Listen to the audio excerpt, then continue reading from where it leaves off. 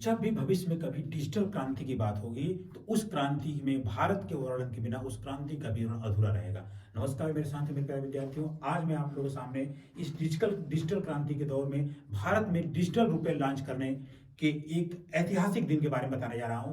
क्या है डिजिटल रुपया, कैसे मिलेगा डिजिटल रुपया, कैसे खर्च कर सकते हैं इस डिजिटल रुपया को, और इस डिजिटल रुपये से क्या क्या फायदे हैं। वीडियो आप बने रहिए। तब वीडियो को आगे बढ़ने से पहले जो लोग नए हैं वो वीडियो को लाइक कर लें, चैनल को सब्सक्राइब कर लें। अब हम आते हैं कि एक डिजिटल रुपये क्या है और कैसे क्या।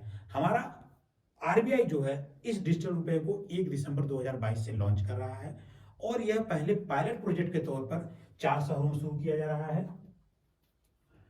वो शहर है मुंबई, दिल्ली, बेंगलोर, भुवनेश्वर में इनकी शुरुआत की जा रही है। इसके बाद ये अन्य शहरों में अहमदाबाद, गंगटोक, गुवाहाटी, हैदराबाद, इंदौर, कोच्चि, लखनऊ, पटना और शिमला जैसे शहरों में भी शुरुआत किया जा सकता है। ये डिजिटल नोट जो है ये बिल्कुल पेपर नोट जैसे आकार का डिजिटल रूप जारी किया जाएगा। इसको रखने के लिए बैंक ग्राहकों के लिए एक डिजिटल वॉलेट मुहैया कराएगी। अभी वॉलेट क्या होता है इसके बारे में आपको बताएंगे। मुहैया कराएगी जिसे मोबाइल फोन या अन्य डिवाइस स्टोर में भी रखा जा सकता है। 1 दिसंबर से पायलट प्रोजेक्ट के तौर पर इसको सृजन किया जा रहा है। अभी जो इसको जारी करने वाले बैंकों को सिर्फ 4 बैंकों को लाइसेंस दिया गया है, जिसमें हमारा SBI bank, ICICI bank, yes bank और आईडीएफसी बैंक। फर्स्ट फेज में इन 4 को दिया गया है, जैसे इन 4 शहरों में इसको लॉन्च किया गया है। अगले सेकेंड फेज जब स्टार्ट होगा तो जब इन शहरों की बारी आएगी तब सेकेंड फेज में जो बैंक को दिया गया है उसमें बैंक ऑफ बड़ौदा को दिया गया, Union Bank, HDFC Bank, Kotak Bank, इन सबको इसको प्रोजेक्ट किया गया। और अन्य शहरों में मैंने बता दिया कि अहमदाबाद, गंगटोक, गुवाहाटी, इन शहरों में इसको लॉन्च किया जाएगा। तो डिजिटल जो रुपया चालू किया गया है, ये डिजिटल रुपए के बारे में हम आपको बता दें। ई रुपया एक डिजिटल टोकन की तरह काम करेगा, यानी कि एक टोकन सिस्टम जैसे होता है, टोकन प्रोवाइड किया जाएगा। दूसरे शब्दों में कह सकते हैं कि सीडीबीसी आरबीआई की ओर से जारी करने वाली करेंसी नोटों का एक डिजिटल स्वरूप ही होगा। इसका इस्तेमाल करेंसी की तरह ही लेन देन के लिए हो सकता है। जैसे हम नोटों का लेन देन करते हैं उसी तरह इसका किया जाए करेंसी की तरह। और डिजिटल वॉलेट के माध्यम से व्यक्ति को व्यक्ति से और मर्चेंट को मर्चेंट से बिजनेस किया जाए। हम आगे बताएंगे इसको कि इसको कहाँ कहाँ पेमेंट किया जा सकता है। और मोबाइल वॉलेट के जरिए रुपए के लेन देन, और इसको मोबाइल जैसे मोबाइल से क्यूआर कोड का लेन देन करते हैं उसी तरह से हम इसको भी क्यूआर कोड के जरिए ही दे सकते हैं। यह इस समय 11 देशों में लागू है। डिजिटल नोट जो है, डिजिटल नोट 11 देशों में चलती है और 112 देशों में इसको लाने की तैयारी है। यानी कि भारत अब इन 11 देशों में का 12वां देशों में शामिल हो गया है। Central bank of digital currency CBDC, आप इसको देख लीजिएगा, सीबीडीसी, ये आरबीआई डिजिटल जो नोट जारी किया गया, ये इसका एक तरह से पूरा नाम है central bank of digital currency. जो 15 देश अभी इसको परख रहे हैं उसमें रूस, चीन, सऊदी अरब, यूएई, स्वीडन, दक्षिण कोरिया, हांगकांग, थाईलैंड और सिंगापुर, ऐसे कई देश हैं जो इसको अभी परख रहे हैं और आने वाले समय में इसको लॉन्च करेंगे। डिजिटल रुपए भारत की डिजिटल यात्रा का एक अलग कदम होगा। डिजिटल से लेन देन में आपको बता दूं, आरबीआई ने कहा कि ई रुपये में P2P यानी पर्सन टू पर्सन से व्यक्ति को हम ट्रांसफर करते हैं, यानी P2P पर्सन टू पर्सन, व्यक्ति से व्यक्ति का भी लेन देन हो सकता है। और B2B यानी बिजनेस टू बिजनेस, दो बिजनेस का भी आपस में लेन देन हो सकता है। और P2B यानी पर्सन टू बिजनेस और बिजनेस टू पर्सन भी इसमें लेन देन हो सकता है। इसमें कोई भी दिक्कत भविष्य में नहीं आएगी।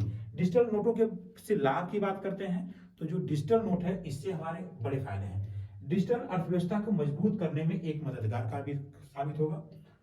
लोगों को जेब में कैश रखने की जरूरत नहीं होगी। जब लोगों को जेब में कैश नहीं रखेंगे तो हमारे जो लूटपाट होता है, अन्य हत्याएं होती है, जो छिनौती होती है, फिरौती होती है, इन सब मामलों में भी काफी कमी आएगा। और लोगों की एक विचारधारा बदलेगी कि किसी भी व्यक्ति को लूटने से कुछ मिलेगा नहीं, उसके पास कुछ होता है नहीं।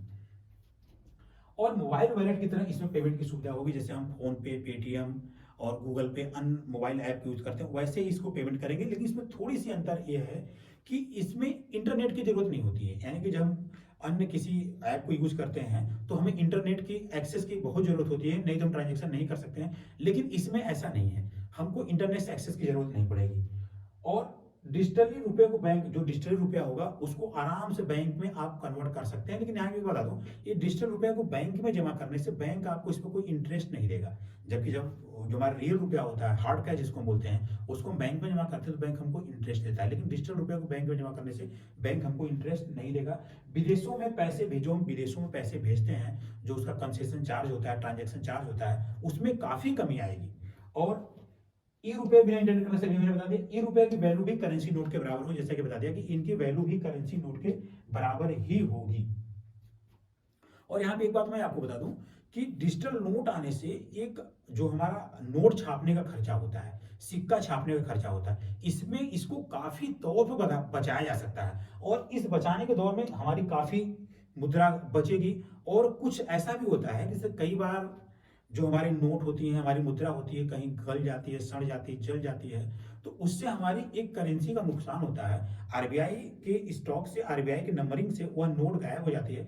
यानी कि एक तरह से वो हमारा जो उतना रुपया है वो हम डेप्ट मान सकते हैं, डूबा हुआ मान सकते हैं। हालांकि बाद में जब सर्कुलेशन होता है तो उसको कैलकुलेट किया जा सकता है। क्योंकि जब नोटबंदी हुआ था, नोटबंदी में 99.7% नोट लगभग वापस आ चुके थे। जो 0.03% वो नोट थे वो वापस नहीं आए थे। तो वो उनमें यही बात थी कि कहीं जल गए होंगे, कहीं डूब गए होंगे। अभी भी जैसे हजारों लाखों नोट मिल रहे हैं अभी भी। तो डिजिटल नोट जब जारी हो जाएगा तो इसके बारे में अभी ऐसा कुछ भी नहीं होगा कि वो नष्ट होगा। हालांकि आने वाले समय में जो इंटरनेट माफिया है वो भी इसका कोई ना कोई तोड़ निकाल ही लेंगे। डिजिटल नोट जो है, इसकी जो खास बात है, अभी हमने बता दें व्यापार में लेन देन में आसान हो जाएगा, ठीक है। यह क्रिप्टो करेंसी से बिल्कुल अलग है। क्रिप्टो करेंसी एक वह मुद्रा है, वो भी एक छद्म मुद्रा है जो दिखती नहीं है, लेकिन उसकी वैल्यू बढ़ती है।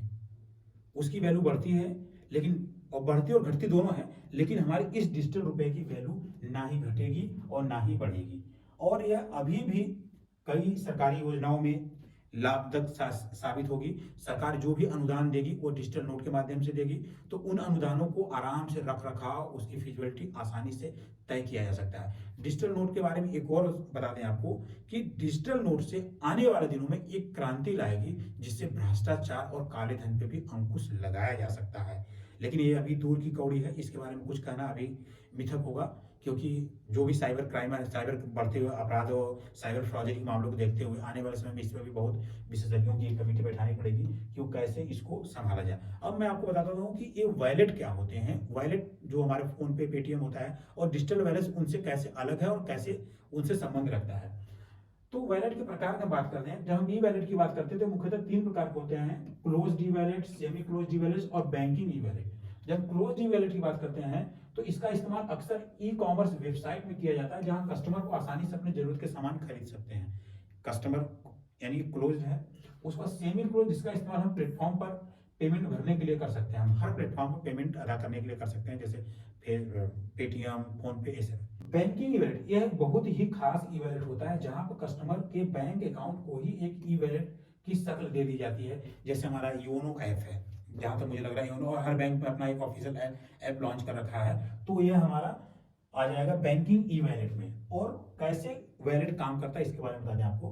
तो ई वॉलेट या मोबाइल वॉलेट मुख्य रूप से 2 भाग होते हैं। पहला सॉफ्टवेयर, दूसरा जानकारी। सॉफ्टवेयर भाग में व्यक्ति जानकारी स्टोर किया जाता है, भाग में व्यक्तिगत जानकारी स्टोर की जाती है, तथा डेटा को सुरक्षा और इंसेप्शन प्रदान किया जाता है।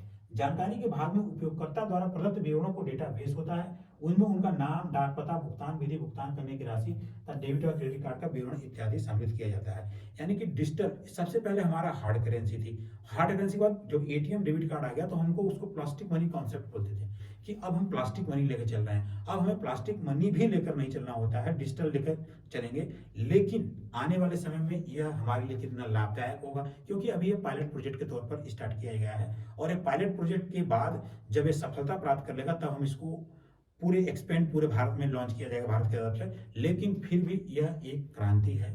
अगर यह सफल होती है तो इस पर अभी जो अंदाजा लगाया जाता है, इससे काफी भ्रष्टाचार और घुसखोरी को कम किया जा सकता है। वीडियो पसंद आए तो वीडियो को लाइक करिएगा, तथा चैनल को सब्सक्राइब करिएगा। धन्यवाद।